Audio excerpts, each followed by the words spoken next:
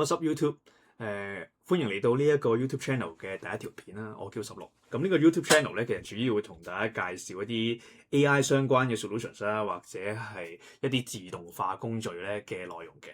咁我哋呢一個 channel 入邊咧會用到嘅工具咧，主要會係翻 N8N 呢個平台啦。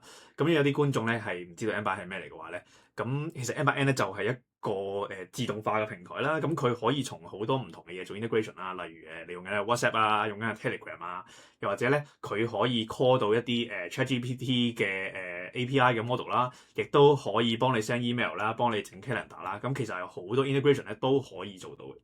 咁咧詳細咧佢所以做嘅 integration 啦，我呢度都講唔晒咁多樣。咁但係咧，我哋今日咧可以用一個好簡單嘅例子咧去睇下究竟可以點呢一個 N8N 呢個工具咧，或者 AI 咧可以點樣幫我哋令到我哋嗰個error 咧係減少啦，同埋咧嗰個工作量咧嗰個 productivity 係提高嘅。好，咁而家咧有一個 use case 咧係乜嘢咧？就係你諗下你平時返工咁就要 claim 錢。咁然後咧，你咧就要submit一張單入去個 system 啦，咁又要俾數字啦，然後咧同事咧後台嘅同事咧收到之後咧，佢又要人手去對啦，咁咧其實會有好多好繁瑣嘅工序。咁其實咧，我喺呢度咧就想用一個 N8N 嘅 workflow 咧去自動化咗呢件事。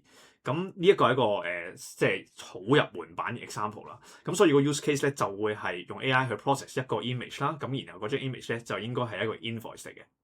咁然後咧，佢就會去睇下究竟可唔可以 create 到一個record 啦喺 Google Sheets 嗰度。咁呢一個位咧，我哋其實suppose 要嘅 flow 係點樣樣咧？就係佢有張 form 俾嗰個同事咧去submit 嘅。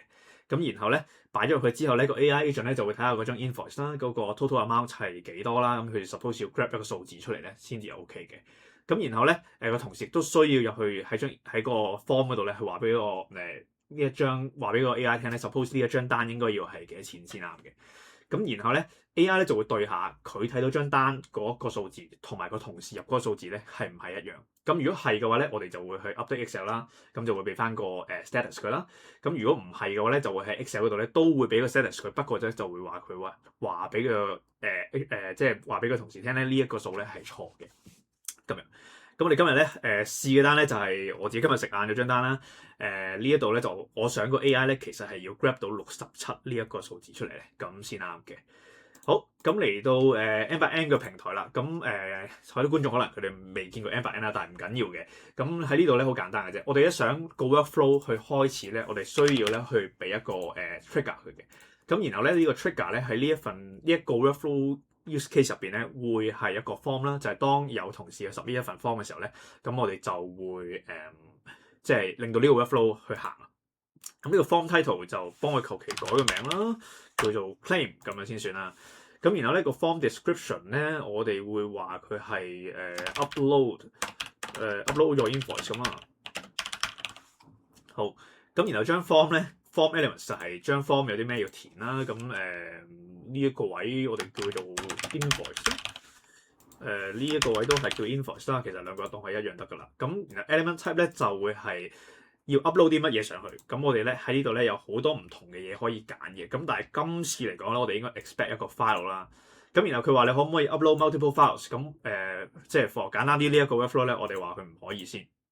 咁 accept file types 就你可以自己揀即係可以 accept 啲乜嘢，例如佢呢度可以係JPG 啊、PNG 啊，或者係有時可能 PDF 咁樣。咁但係咧 for 呢一個 workflow 嚟講咧，我就會 leave empty 咧，等佢 accept 所有所有 file types 嘅。咁就唔詳細搞呢度啦。咁然後係咪一個 required field，即係嗰個同事咧係咪一定要 upload 呢一份 file 咧先至可以交到張 form 咧？咁呢一個位咧係嘅。OK。咁第二個 field 我哋想佢入咧就係入個 amount， 咁就係人手入個 amount 啦。咁就之後咧會俾 AI 咧去對究竟佢有冇入錯啦，即係同時 expect 個數字同埋張單上面寫個數字究竟係咪一樣嘅咧？咁然後 element types 咁呢度都可以揀啦。我哋今次應該會 expect 一個 number 啦，因為係錢嚟噶嘛。咁啊 placeholder 咧同埋 default value 咧就可以即係留空佢啦。咁然後咧個 required field 咧亦都係需要填嘅。咁咧，另外咧，我想知道咧，究竟係邊一個入呢一張 form？咁所以咧，我就會叫做一個 employee ID 啦。咁就今次嚟講，我哋都會 accept 一個 number 啦。咁placeholder 同 default value 都係留空啦。咁係唔係一個 required field 咧？都係嘅。好，咁嚟講咧，初步咧呢一個 form 咧就已經完成啦。咁我哋而家試下 upload 啲嘢上去，睇下佢，或者想睇下張 form 咩樣先。OK，咁而家都喺嗱呢一張 form 咧就係 N by N 字嘅 gen 出嚟。咁如果你第日係想用其他 integration 令到張 form 靚仔啲咧，咁都係有嘅。咁但係呢條片就唔多講。好，咁然後咧 invoice 呢度咁就可以揀個 file 啦。咁就喺呢一度content 呢個位咁啊 upload 翻一啲即係 upload 翻我哋啱啱講嗰張單啦。咁呢張單其實佢應該係67蚊啊嘛，啱啱先？咁我哋打翻67，睇下佢一陣會唔會 grab 到。咁 employee ID 其實冇所謂啦，for 一個 demo 去計。咁我哋就 submit 啦。OK，咁佢話 form submit 啦。咁其實咧喺右邊呢度咧，佢已經收到呢一樣嘢。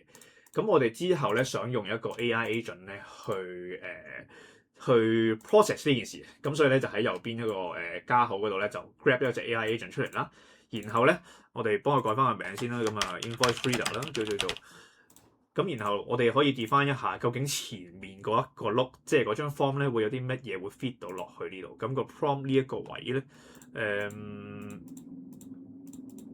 我哋應該可以擺呢一個落去，係啦。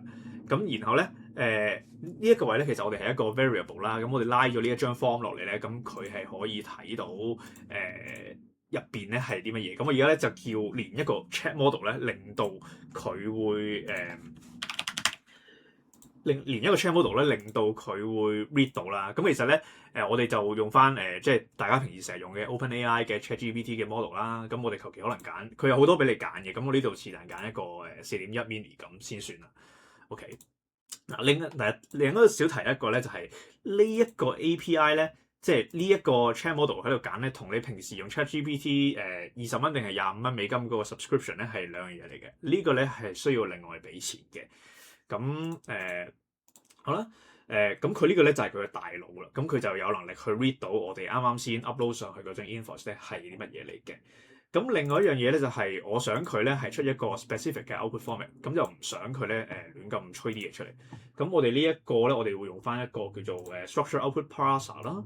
咁我哋要俾一個名佢啦，我哋叫佢做 amount 咧。咁個例如會係幾多咧？例如係可能係300蚊咁先算啦。咁如果係即係呢一個咧係俾一個 example，令到啱啱 GPT 4.1咧係個腦咧會知道應該要出一個乜嘢嘅 output 出嚟咧，先至係似樣嘅。好，咁而家嚟到呢度咧，我哋就會俾一個 prompt 佢啦。我哋喺 options 呢度咧加一個叫 system message 啦。咁其實 system message 咧就即係你平時用 ChatGPT 同佢打字會打入去嘅嘢，即係你叫佢嘅指令咧係。咁我哋呢個位可以叫佢做 extract the total monetary value 啦。咁就應該已經 OK 嘅啦。咁當然平時我打 prompt 就唔會打咁短嘅，但係咁呢條片咧做介紹就冇乜所謂。我哋睇下execute step，睇下佢會唔會行到先啊？呢個位 OK。咁啊，佢一路行，咦佢行到咯。咁佢就 grab 到個數字咧，話我呢一張單咧係67蚊。咁咧我咧就會喺呢度咧加一個 if 嘅 note 俾佢。咁連翻上一個 note 先。如果唔係咧，佢就會呢一個 if note 咧就會收唔到上一個 AI agent 咧究竟係 process 咗啲乜嘢。咁連咗之後咧，你會見到喺左邊呢一個位咧，佢 process 你收到佢AI 話係呢一張單係67蚊喎。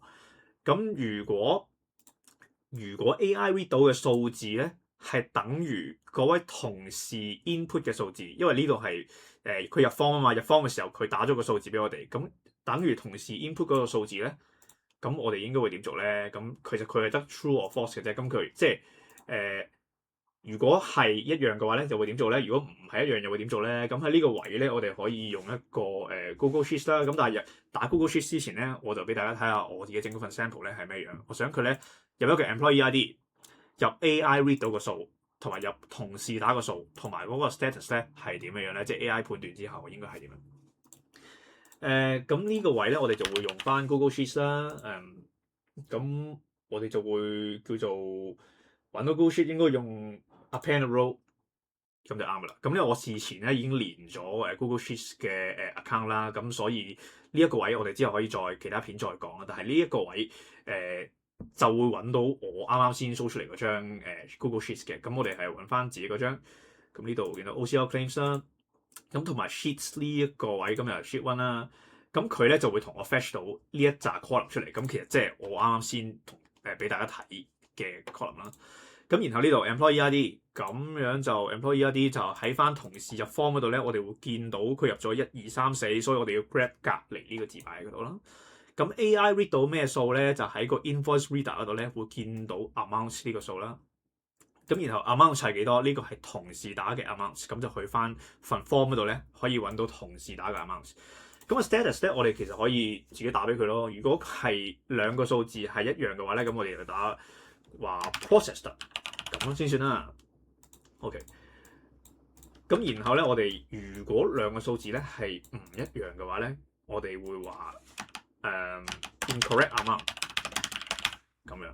咁咧，我哋呢度咧就可以已經有一個叫做俾一個 if note 咧去判斷咗係點樣去做啦。好 save 咗佢先。咁然後我哋由頭再試下行個 workflow 啦。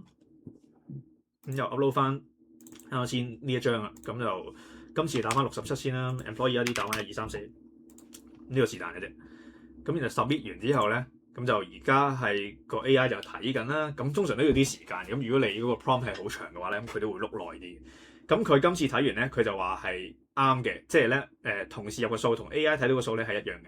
咁然後我哋喺隔離 Google Sheets 呢度咧就有一個 record 出嚟啦。咁佢就將啱啱先喺 N8N process 嘅數據咧就射咗過嚟呢個 Google Sheets 嗰度。咁亦都有另一個情況咧，就係同事入個數咧就係同AI 睇到個數咧係唔同嘅喎。咁我哋用翻同一張單啦。咁可能今次嘅同事咧就話食餐晏咧係要 claim 到300蚊嘅。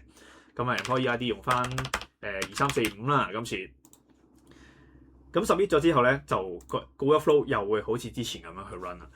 OK， 咁今次咧佢就係見到嗰個 AI 讀到個數同埋同事入個數咧係唔同嘅喎。咁會見到係乜嘢咧？就係嗱 employee ID 就 pass 翻過嚟呢邊啦。咁 AI read 到咧都仲係67蚊，但係同時入咗300蚊。咁呢個時候咧admin 嘅同事咧就可以睇到，咦張單有問題喎。咁就可以揾翻相應嘅同事咧去即係去 process 翻件呢個 case 究竟點搞啦。咁呢個咧就係一個非常之簡單嘅即係workflow 咧，去示範俾大家睇究竟 N8N 可以做到啲乜嘢啦。咁你其實睇其他 integrations 啊，或者係你見到佢有好多唔同嘅app 咧係可以同佢去整合嘅。咁之後咧會同大家再詳細介紹啦。咁但係呢條片咧就可以即係俾大家有個 rough idea，其實究竟自動化同埋 AI 咧可以點樣去幫到我哋日常咧去減輕個工作量咧？希望幫到大家。Thank you。